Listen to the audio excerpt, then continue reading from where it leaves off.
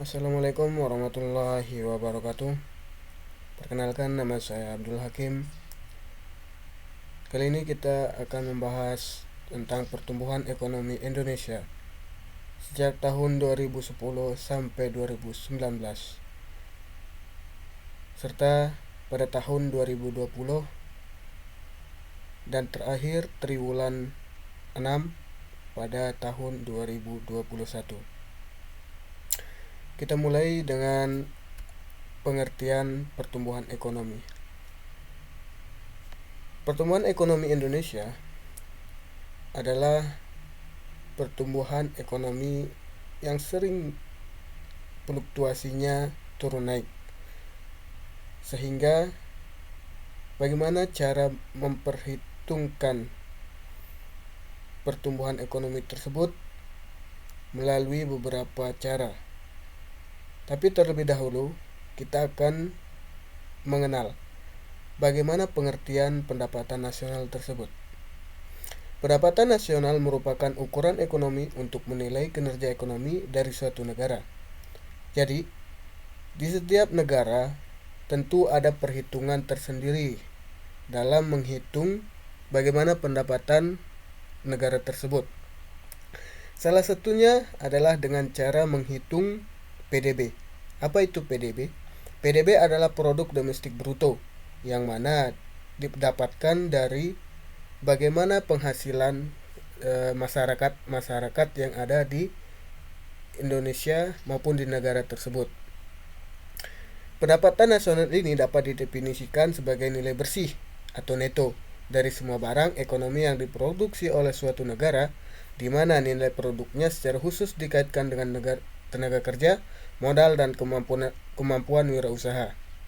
Maksudnya adalah pendapatan dari seluruh masyarakat Indonesia khususnya itu dihitung dengan metode tersendiri. Nanti kita akan bahas di video selanjutnya. Bagaimana perhitungan PDB tersebut? Ada 3 cara untuk menghitung PDB. Pertama, pendekatan produksi PDB adalah jumlah nilai tambah atas barang dan jasa yang dihasilkan oleh berbagai unit produksi di suatu negara pada periode waktu tertentu atau biasanya dalam 1 tahun, ditambah pajak atau produk neto, pajak kurang subsidi atau produk. Yang kedua, pendekatan PDB adalah jumlah balas jasa yang diterima oleh faktor-faktor produksi yang ikut serta dalam proses produksi di suatu negara pada periode waktu tertentu, biasanya dalam 1 tahun. Selanjutnya, pendekatan yang ketiga yaitu pendekatan pengeluaran PDB. Adalah seluruh komponen penilaian akhir yang terdiri dari pengeluaran konsumsi rumah tangga, pengeluaran konsumsi lembaga non-profit yang melayani rumah tangga, konsumsi pemerintah, pembentukan modal tetap bruto berupa inventory, dan ekspor neto, ekspor dikurangi impor. Jadi dalam pendekatan PDB,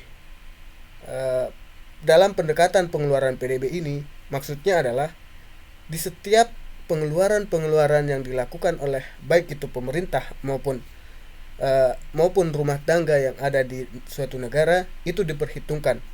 Semisal, apabila terjadi kenaikan harga barang, bagaimana masyarakat atau rumah tangga menyesuaikan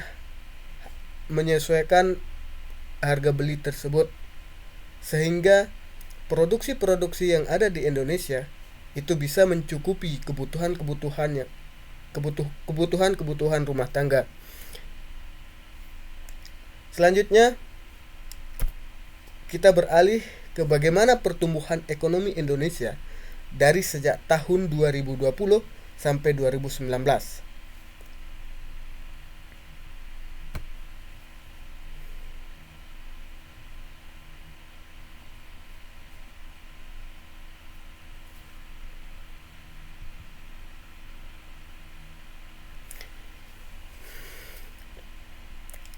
Sejak tahun 2010, dalam grafik yang kita lihat di layar ini.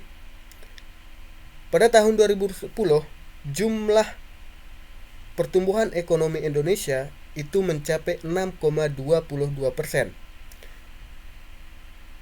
Berbanding terbalik dengan tahun 2011 yang mana mengalami penurunan sekitar 2% dari 6,22 sampai 6,17. Banyak hal atau banyak faktor yang menjadikan hal tersebut terjadi sehingga penurunan pertumbuhan ekonomi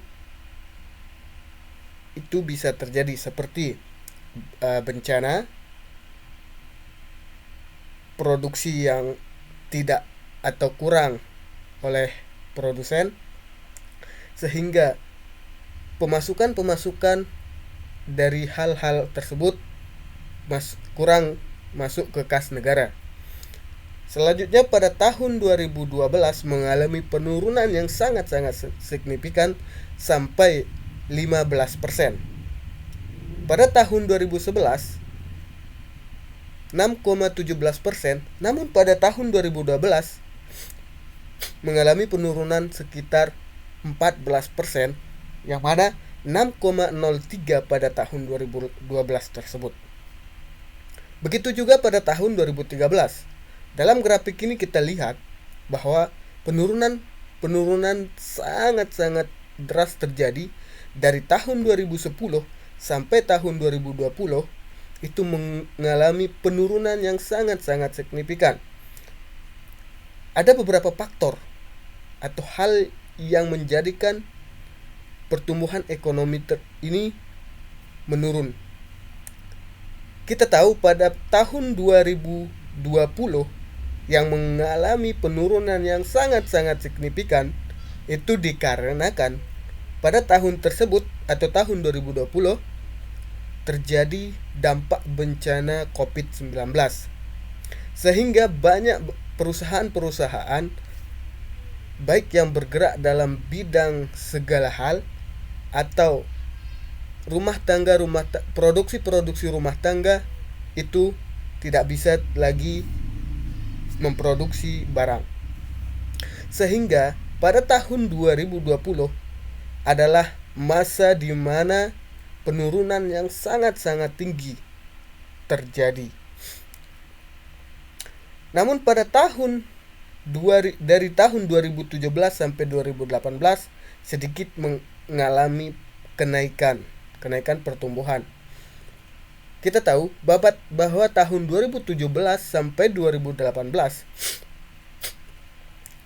ini banyak terjadi kenaikan pekerja atau para pekerja Indonesia diserap oleh pembangunan yang digalangkan oleh Presiden Joko Widodo. Pada tahun 2020 sampai tahun 2021 sekarang itu kita masih dalam masa pandemi COVID-19, sehingga pertumbuhan ekonomi kita itu mengalami penurunan yang sangat-sangat drastis. Namun pada tahun-tahun 2020 sekarang ini kita di Indonesia pada khususnya mengalami yang namanya transisi perekonomian, di mana pada tahun-tahun sebelumnya kita lebih sering bertransaksi dengan menggunakan uang secara langsung. Namun sekarang pada tahun 2020 sampai tahun sekarang 2021 itu kita beralih ke transaksi virtual, sehingga pada tahun 2021 kemungkinan pertumbuhan ekonomi Indonesia khususnya akan mengalami kenaikan walaupun tidak signifikan.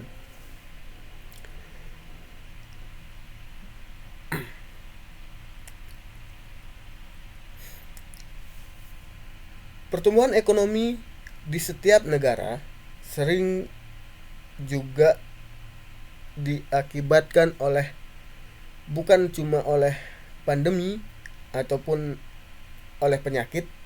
Namun banyak faktor yang sering menjadikan pertumbuhan ekonomi suatu negara menurun. Bencana alam